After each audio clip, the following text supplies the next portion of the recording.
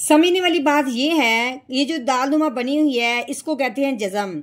ये जज़म अगर बा के ऊपर आई है तो इसका नाम बा साकिन है। यही जज़म अगर आई है या के ऊपर तो इसका नाम है या साकिन, और यही जज़म आई है वाव के ऊपर तो ये हो गया वाव साकिन। यानी कि ये जज़म जिस भी हरफ के ऊपर आएगी उसको कहना तो हमने साकिन ही है, लेकिन जब ये बा साकिन हुआ इसका कायदा अलहदा हो गया, अलहदा बात आएगी इसमें। अब ये जज़म या के ऊपर आई है इस पे अलहदा कायदा जारी हुआ है, और यही जज़म जब आई है वाव के ऊपर इस पे अलहदा कायदा जारी हुआ है। अब देखने वाली बात ये है, अभी जज़म आई है बा के ऊपर, इसको हमने हिला के पढ़ना है। क्यों? क्योंकि बा हरूफे कलकला में से है। हरूफे कलकला के ऊपर जब ये जज़म आ जाती है तो हरूफे कलकला को हिला के पढ़ते हैं। अब हरूफे कलकला कौन कौन से हैं और कितने हैं? हरूफे कलकला 5 हैं। क़ाफ़, क़ाफ़, बा, जीम, दाल, उसमें से एक हरफ बा आया है। तो हरूफे कलकला की तारीफ ये है कि हरूफे कलकला के ऊपर जब ये जज़म आ जाए, हरूफे कलकला जब साकिन हो जाए तो हरूफे कलकला को हिला के पढ़ना है।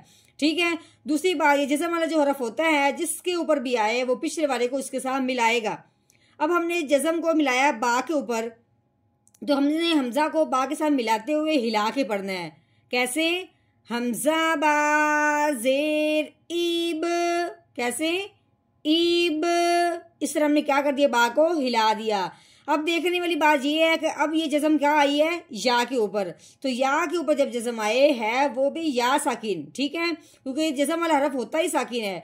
या साकिन का कायदा क्या है कि या साकिन हो और उससे पहले हरफ के नीचे जेर आ जाए। ठीक है, या साकिन से पहले अगर जेर आ जाए तो उस लफ्ज़ को, उस हरफ को उस या साकिन के साथ मिलाते हुए एक अलीफ के बराबर लंबा करना है हमने अब किस तरह करना है? हा या जेर ही, कैसे पढ़ना है?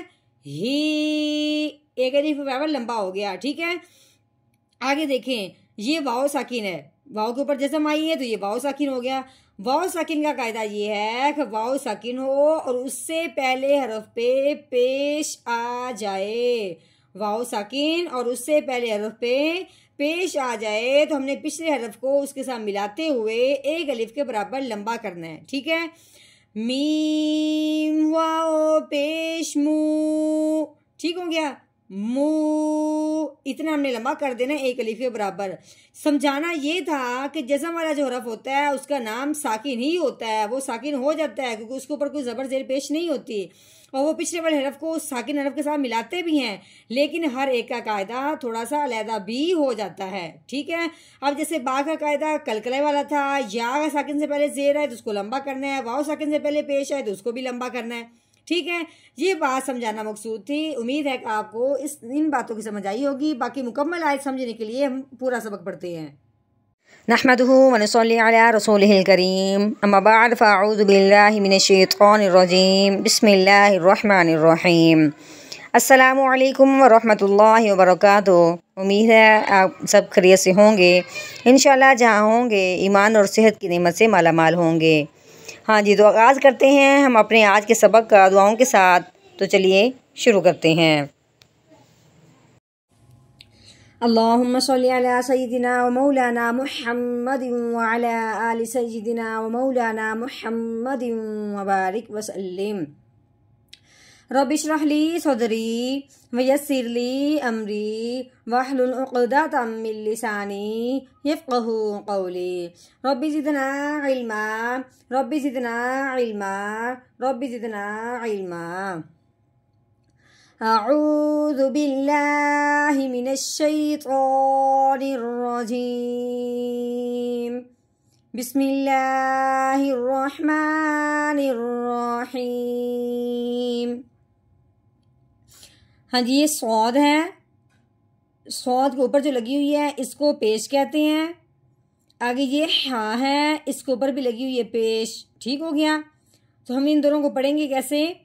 सौद पेश सो, ठीक है, हा पेश हु, सुहु। आगे ये फा है, फा के नीचे क्या लगी हुई है? जेर लगी हुई है। फा जेर फी, सुहुफी। हाँ जी, आगे ये है अलिफ। अलिफ के नीचे क्या लगी हुई है? ज़ेर।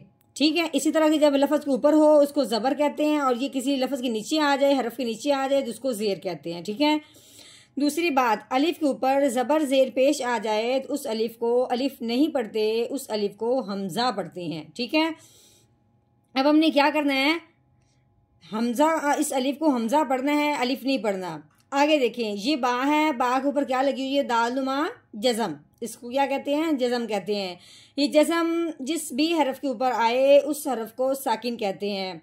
अगर ये जज़म आ जाए बा के ऊपर, अगर ये जज़म आ जाए बा के ऊपर तो उसको क्या करते हैं? हिला के पढ़ते हैं। अब बा को हिलाते क्यों हैं?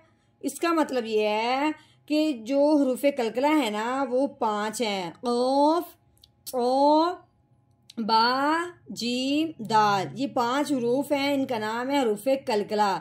इनमें से एक बा भी आता है। तो तारीफ हरूफ कलकला की यह है कि हरूफ कलकला के ऊपर जब ये जज़म आ जाए तो हरूफ कलकला को हिला के पढ़ते हैं। अब ये बा के ऊपर जज़म आ गई है, अब हमने हमज़ा को बा के साथ मिलाना है। क्यों? क्योंकि जज़म वाला जो हरफ होता है वो पिछले वाले को अपने साथ मिलाता है। मिलाने के साथ साथ अब फिर हमने इसको हिलाना भी है। तो कैसे हिलाएंगे? हमज़ा बा ज़ेर ईब, कैसे पढ़ेंगे? ईब। हाँ जी, ये रॉ है, रॉ के ऊपर क्या लगी हुई है? खड़ी ज़बर। ये इस तरह की जो लंबाई में होगी उसको कहेंगे खड़ी ज़बर। खड़ी ज़बर का मतलब क्या है? कि खड़ी ज़बर जिस हरफ के ऊपर आएगी उस हरफ को हमने एक अलिफ के बराबर लंबा करना है।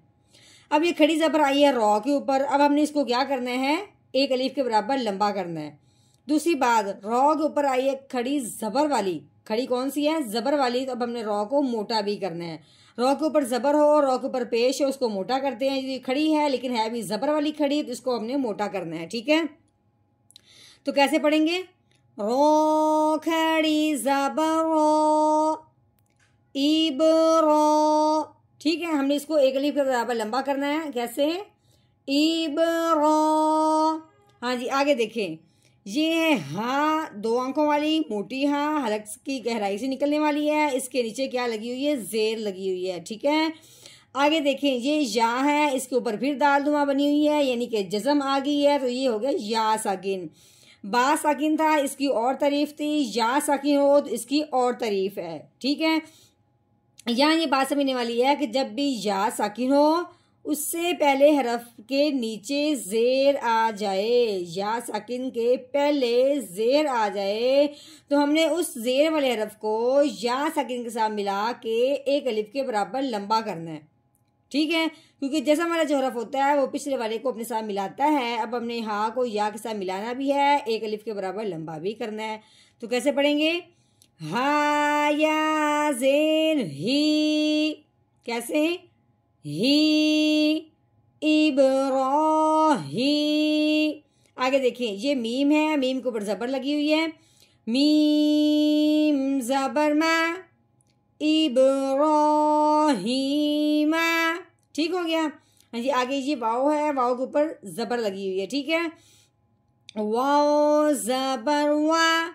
ये मीम है, मीम के ऊपर पेश लगी हुई है। आगे ये वाव के ऊपर जज़म आ गई है। ठीक है, जज़म वाला जो हरफ होता है उसको साकिन कहते हैं और पिछले वाले को उसके साथ मिलाते हैं।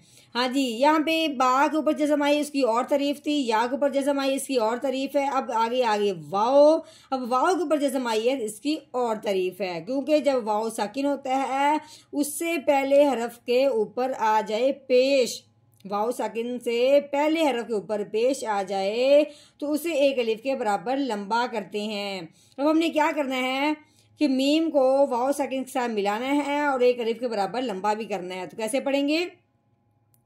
मीम वाव पेश मू, वामू। हाँ जी, आगे देखें, ये सीन है, सीन के ऊपर लगी हुई खड़ी ज़बर। तो अब खड़ी ज़बर की वजह से सीन को हमने क्या करना है? एक अलिफ के बराबर लंबा करना है। अब हमने क्या करना है? या को नहीं पढ़ना क्योंकि ये लिखने में आई है, पढ़ने में नहीं आई। ठीक है, सीन खड़ी ज़बर सा, वा मूसा। हाँ जी, अब आ गया वक़फ़। तो वक़फ़ की सूरत में हमने इस लफ्ज़ में कोई तब्दीली नहीं करनी, इसको नीचे की आवाज़ की तरफ लेके आना है। कैसे?